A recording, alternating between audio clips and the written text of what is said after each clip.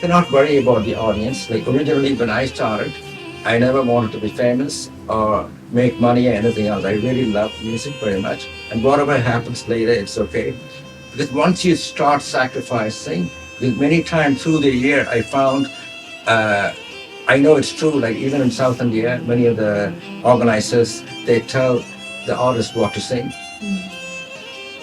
which is more, many times they're including different kind of film songs or different things. I have nothing against film songs, but these are classical concepts. So once they start doing that, and the audience doesn't want to hear them singing any raga, things like that.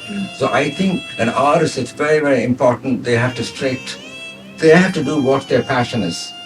If you're 100% passionate about something, if you go around it, then always if you make it, you're only seeing something you love. I think classical music will teach them lots of techniques and everything else. And eventually, it depends on what they want to do. Say, for example, if they're going into film music, if they also learn classical music, they have the technique, which is very, very good. And the same thing, like if they're for a classical musician, many times it's only oral. So the thing is, that if they learn like in Western classical music or even in film music, they give them the notation. So you have to write notation, able to sing. So many times that is a different kind of training. So each of these systems has different things happening. So if they incorporate it, it's a really good thing for them. Then they become a strong musician. Hey guys, welcome to the Madhu Chaudhary VODCAST. Today we have a great musician at our show, L. Shankar, the great Indian violinist, singer, composer, who's blending the Western music with the Indian music, and he will tell us about his journey today. So let's welcome him. Namaskar, sir. Namaskar. Welcome to the Madhu Chaudhary VODCAST. Yeah, great to be here. Thank you for inviting me. Thank you, sir. So how are you feeling coming to Bhopal? It's great to be here. I've been here a few years ago. It's been great to be here. This festival is an amazing festival. Right. So, sir, I want to know about your music, your love for music. So, how do you perform internationally? So, how you blend this Western and Indian thing, and what you take from India to the world? Music is really universal. My parents both are musicians. They also knew like world music and different things. So I was educated like Indian music and Western music, all different cultures and different things. And music is more like a language. Whenever you're able to go to different countries, you're learning also some other languages. It's like food also. And many times when we are growing up in one particular real strict tradition, there are advantages and disadvantages. Like sometime when I was young, I used to also incorporate North Indian musicians. Okay. I'm originally from South India. My parents are from Kerala. Each musical system has amazing influences and energy. And so whenever I travel, I was able to listen to other music and adapt different things. And another thing is that many times an Indian musician, when they are going to a foreign country, they know only they are playing like in one key, for example. They are not able to jam. If somebody suddenly invited them, can they come and perform with this song? No? Unless they rehearse. But whereas the Western music is more free, like in improvisation, and like in Indian music, there are lots of virtuoso instrumentalists or singer. They are used to their own key. If you are singing like in one key, C or whatever it is you're singing. And so each culture has different things. So it's very important. But with an Indian musician, I always believe I started studying vocal at the age of 2, then started violin at the age of 5. Then at the age of 7, I started learning percussion. Because for every vocalist, they should learn one instrument, and vice versa. If it's an instrumentalist, they should learn the vocals. They don't have to be performing, it doesn't matter, but to learn the knowledge. And then they have to learn also the rhythmic instruments so they can blend all these different elements in them, really. And the same things, like in lots of different traditions, there are some great systems. So as you said, for the classical and traditional thing, they are like more strict, and they don't like want to incorporate more things. But then you have been, kind of revolved in music system because you have always innovated your things. So how difficult or easy it was, and especially when I talk about your this innovation of the double violin, which I liked so much. So was it easy to incorporate new things, or easily acceptable, or how was it? Necessity is the mother of invention. I used to have like different violins, one for classical music, and I also formed a group called Shakti. Mm. This was so many years ago with John McLaughlin, Zakir, and Viku Vinayakram. I wrote all the music for it. And at that time, I used to carry different instruments. Eventually, if you're traveling, it's very difficult. I also play like double bass, cello, viola, different instruments. So one of the albums which Frank Zappa produced for me, I incorporated all these things. Like in the studio, we can do all these things easily, but if you're traveling, you cannot be carrying all these instruments. Then it becomes a lot more complicating to be having sound check for each one of them. And so I designed my own double violin, which will have a whole orchestra range, double bass, cello, viola, and violin. Then I can use the same instrument for all the different genres of music. Great, great. That means like what science you might be knowing about that music, it says it all in itself. So, sir, about the world tour, I would like to know how it came, how it lined up, and your collaborations with various people, as you talked about Zakir. So, and what was the best experience, best collaboration, best tour, and how it helped you throughout your journey? Actually, each tour has been different. I toured a lot with Frank Zappa. Then I toured with a band in Shakti with John McLaughlin, Riku, and Zakir. And we toured around the world. And I toured a lot with Robert Trujillo from Metallica. I toured a lot with Jonathan Davis. He's more a heavy metal musician. And I worked with Madonna.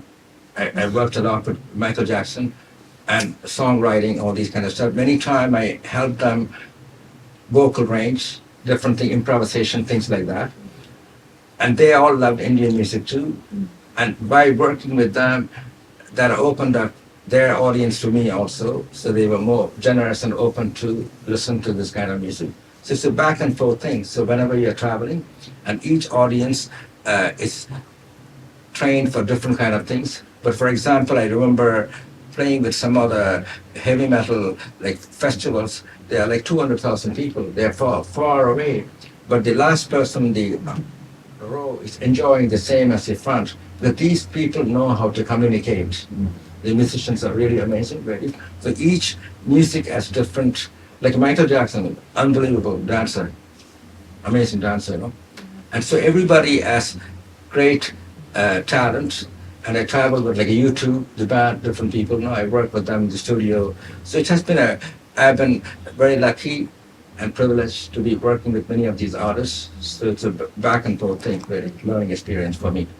Right. So, and over the decades, how the audience has been changing. Like, you might be feeling what they like now and then, and how you improved accordingly. Actually, the artistic talent always, if somebody is amazing, you cannot worry about the audience. Like originally when I started, I never wanted to be famous or make money or anything else. I really love music very much. And whatever happens later, it's okay. Because once you start sacrificing, because many times through the year, I found, I know it's true, like even in South India, many of the organizers, they tell the artists what to sing. Which is more, many times they're including different kind of film songs or different things. I have nothing against film songs, but these are classical concerts. So once they start doing that, and the audience doesn't want to hear them singing any raga, things like that. So I think an artist, it's very, very important. They have to do what their passion is. If you're 100% passionate about something, if you go around it, then always if you make it, you're only singing something you love. Okay. So lots of music in your life. So has this dragged you into spirituality or something? For me, spirituality is music. That's the ultimate thing, no? So it's kind of meditation. Yeah, music is like meditation for me, yeah, correct. And other than music, what do you like? When you're not doing music, what are you doing? I'm doing, except my sleeping music, pretty much. I have like 18-hour, 19-hour schedule. I have like music writing, studio, performing, and I have to maintain a high schedule of practicing by myself, always singing and playing the violin, whether I have a concert or not. But I don't get ready for the concert, I get ready. I think all the musicians, we are like athletes, like an Olympic athlete. We have to be ready always. Yeah. So one thing you would suggest for being a successful musician or singer in music industry, what one thing which is needed to be very successful? I think they need to be 100% dedicated and not worry about the outcome. If you give your best, things will come to you. If you're really worried about what's going to happen, that process will affect you focusing. So I think it's very important, not worry about it. So is it very, very important for getting this classically trained to come make a career in music? I think classical music will teach them lots of techniques and everything else. And eventually, it depends on what they want to do. Say, for example, if they're going into film music, if they also learn classical music, they have the technique, which is very, very good. And the same thing, like if they're for a classical musician, many times it's only oral. So the thing is that if they learn like in Western classical music or even in film music, they give them the notation. So you have to write notation, able to sing. So many times that is a different kind of training. So each of these systems has different things happening. So if they incorporate it, it's a really good thing for them. Then they become a stronger musician. So one thing I would like to ask for myself, though I'm not from a music, anything is not there, but then I always dreamt of being, into singing. So, which I have started so lately. So, without any formal training or something. So, what would you suggest me? Is it okay to start so late? See, I don't know if I'm late or so, but then I would want you to give me a very, very honest feedback. What should I do? It's never too late to start at any time, but don't give up your passion. And if you're doing it, then you have to go on a definite schedule. Like every day you should practice for certain hours. No? Yes. Yeah, very much. Training, vocal techniques, and all these kind of stuff, and breathing techniques, all these kind of stuff, which really help. And once you're practicing, then you get only better and better. Yeah. Definitely things will happen to you, for sure. Oh, thank you. So I'm loving talking to you so much, but I don't know, because you're running late, so I think we need to wind it up. Yeah. And thank you. So thank you so much for coming and honoring our show. Yeah, it's great to be here. Thank you so much for inviting me, and all the best to your music. Can't wait to hear you. I know you just say you just performed.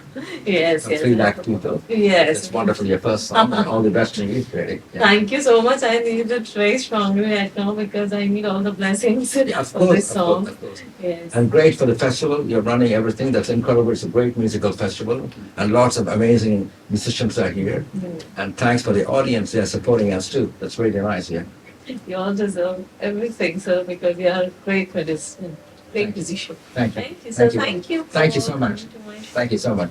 So guys, this was Lakshmi Narayan Shankar with us, sharing his experience of more than 65 years in music industries.